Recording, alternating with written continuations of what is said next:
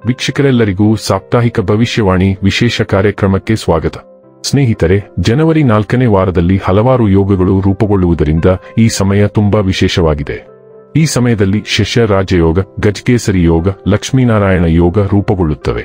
ಹಾಗಾಗಿ ಜನವರಿ ತಿಂಗಳ 4ನೇ ವಾರ ದ್ವಾದಶಿ ರಾಶಿಯವರು ವಿಶೇಷ ಲಾಭವನ್ನು ಪಡೆಯಲಿದ್ದಾರೆ. ಜೀವನದಲ್ಲಿ ಗೌರವ, ಖ್ಯಾತಿ, ಪ್ರಗತಿ, ಸಂಪತ್ತು ವೃದ್ಧಿಯಾಗಲಿದೆ.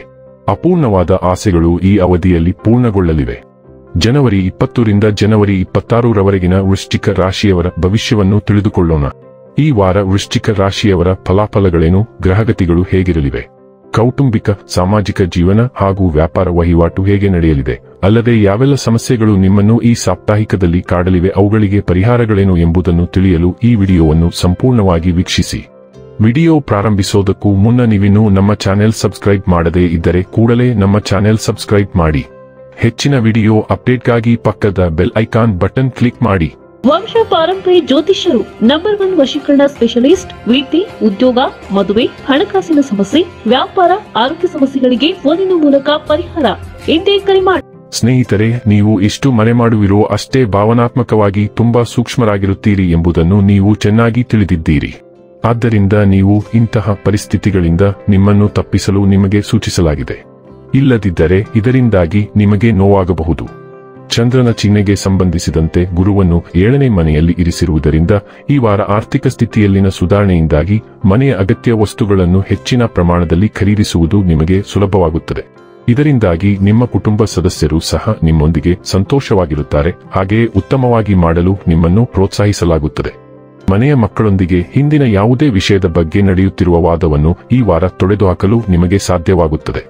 ಈ ಕಾರಣದಿಂದಾಗಿ ನೀವು ಅವರನ್ನು ಪಿಕ್ನಿಕ್ ಅಥವಾ ಹೊರಗೆ ಕರೆದೊಯ್ಯಲು ಯೋಜಿಸುವುದನ್ನು ಸಹ ಕಾಣಲಾಗುತ್ತದೆ.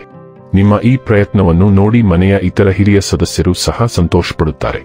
ಈ ಸಮಯವು ನಿಮ್ಮ ವೃತ್ತಿ ಜೀವನದಲ್ಲಿ ಪ್ರಗತಿಯನ್ನು ತರುತ್ತದೆ. ಆದರೆ ಯಶಸ್ಸಿನ ಅಮಲು ನಿಮ್ಮ ಮನಸ್ಸನ್ನು ಆವರಿಸಲು ಬಿಡಬೇಡಿ.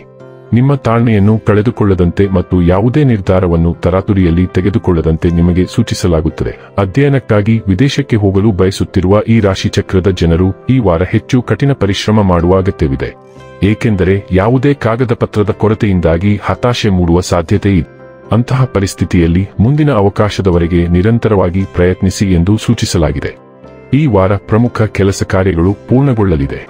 ಈ ವಾರ ನಿಮ್ಮ ಕೆಲಸದಲ್ಲಿ ಯಶಸ್ಸು ದೊರೆಯಲಿದೆ. ಆರ್ಥಿಕ ದೃಷ್ಟಿಯಿಂದ ಈ ವಾರ ನಿಮಗೆ ಅನುಕೂಲಕರವಾಗಿದೆ. ವಾರದ ಮಧ್ಯದಲ್ಲಿ ಕೆಲ ಅನಗತ್ಯ ಖರ್ಚು ಬರಬಹುದು. ಕೆಲಸದ ದೃಷ್ಟಿಯಿಂದ ಗುರುವಾರ, ಶುಕ್ರವಾರ, ಶನಿವಾರದ ದಿನ ನಿಮಗೆ ಅತ್ಯಂತ ಅನುಕೂಲಕರವಾಗಿದೆ. ಈಗ ಸದ್ಯದ ಪರಿಸ್ಥಿತಿಯಲ್ಲಿ ಗುರುಬಲ ಇರುವುದರಿಂದ ಯಾವುದಕ್ಕೂ ಯೋಚನೆ ಇಲ್ಲ.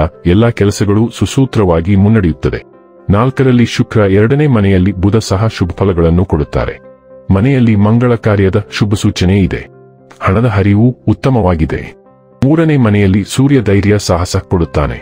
ಸರ್ಕಾರದಿಂದ ಆಗಬೇಕಾದ ಕೆಲಸಗಳನ್ನು ಸುಲಭ ಮಾಡುತ್ತಾನೆ. ನಿಮ್ಮ ಅಧಿಪತಿ ಮಂಗಳ 9ನೇ ಮನೆಯ ಮೂಲಕ ಹಿಮ್ಮುಖ ಮತ್ತು ದುರ್ಬಲತೆಯಲ್ಲಿದ್ದು ಬುಧ 3ನೇ ಮನೆಯಿಂದ ಮಂಗಳನನ್ನು ನೋಡುತ್ತಿದ್ದಾನೆ. ಈ ಪರಸ್ಪರ ಅಂಶವು ನಿಮ್ಮನ್ನು ಸಂವಹನದಲ್ಲಿ ಸ್ವಲ್ಪ ಆಕ್ರಮಣಕಾರಿಯನ್ನಾಗಿ ಮಾಡಬಹುದು ಮತ್ತು ಇದು ವಾದಗಳಿಗೆ ಕಾರಣವಾಗಬಹುದು. ಆದಾಗ್ಯೂ ಬರವಣಿಗೆ, ಬೋಧನೆ, ಧರ್ಮೋಪದೇಶ ಮತ್ತು ಸಮಾಲೋಚನೆಯಂತಹ ಸಂವಹನ ಸಂಬಂಧಿತ ಕ್ಷೇತ್ರದಿಂದ ಬಹಳಷ್ಟು ಕೆಲಸಗಳು ಇರುವುದರಿಂದ ಇದು ನಿಮಗೆ ಕಾರ್ಯನಿರತ ವಾರವಾಗಿದೆ. ದೀರ್ಘ ಮತ್ತು ಸಣ್ಣ ಪ್ರವಾಸಗಳು ಸಹ ಬರುತ್ತವೆ, ಆದರೆ ವಿಳಂಬ ಮತ್ತು ಅಡೆತಡೆಗಳು ಸಹ ಸಾಧ್ಯತೆಗಳಿವೆ. ಈ ವಾರ ನೀವು ಜಾಗತಿಕ ಉದ್ಯಮಗಳನ್ನು ಸಹ ಹೊಂದಿರುತ್ತೀರಿ ಅಥವಾ ನೀವು ಬೇರೆ ಬೇರೆ ಸ್ಥಳಗಳ ಜನರನ್ನು ಭೇಟಿಯಾಗುತ್ತೀರಿ. ಈ ಕಾರ್ಯನಿರತ ವೇಳಾಪಟ್ಟಿಯಿಂದಾಗಿ ನೀವು ಕುತ್ತಿಗೆಯಿಂದ ಭುಜದ ಪ್ರದೇಶದಲ್ಲಿ ಸ್ವಲ್ಪ ಅಸ್ವಸ್ಥತೆಯನ್ನು ಹೊಂದಿರಬಹುದು. ಸೌರ ಸಂಚಾರವು 18ನೇ ತಾರೀಕಿನಂದು ಕುಂಭ ರಾಶಿಯನ್ನು ಪ್ರವೇಶಿಸುತ್ತದೆ. ಇದು ನಿಮ್ಮ ಕುಟುಂಬದ ಮೇಲೆ ಹೆಚ್ಚಿನ ಗಮನವನ್ನು ತರುತ್ತದೆ. ಸೂರ್ಯನು ನಿಮ್ಮ ಮನೆಯ ಪ್ರತಿಯೊಂದು ಮೂಲೆ ಮತ್ತು ಮೂಲೆಯನ್ನು ನಿಮಗೆ ತೋರಿಸುತ್ತಾನೆ ಮತ್ತು ನೀವು ನಿಮ್ಮ ವಾಸಸ್ಥಳವನ್ನು ಸ್ವಚ್ಛಗೊಳಿಸಲು ಪ್ರಯತ್ನಿಸುತ್ತೀರಿ. ಇದರಿಂದ ಅದು ಅಲ್ಲಿ ಹೆಚ್ಚಿನ ಸಮಯ ಕಳೆಯಲು ನಿಮ್ಮನ್ನು ಪ್ರೇರೇಪಿಸುತ್ತದೆ. ಹೆಚ್ಚುವರಿಯಾಗಿ ನೀವು ಕೆಲವು ರಿಯಲ್ ಎಸ್ಟೇಟ್ ವ್ಯವಹಾರಗಳು, ಕುಟುಂಬ ಸಭೆಗಳು ಅಥವಾ ಪೂರ್ವಜರ ಆಸ್ತಿಯ ಬಗ್ಗೆ ಕೆಲವು ಚರ್ಚೆಗಳನ್ನು ಸಹ ನಿರೀಕ್ಷಿಸಬಹುದು.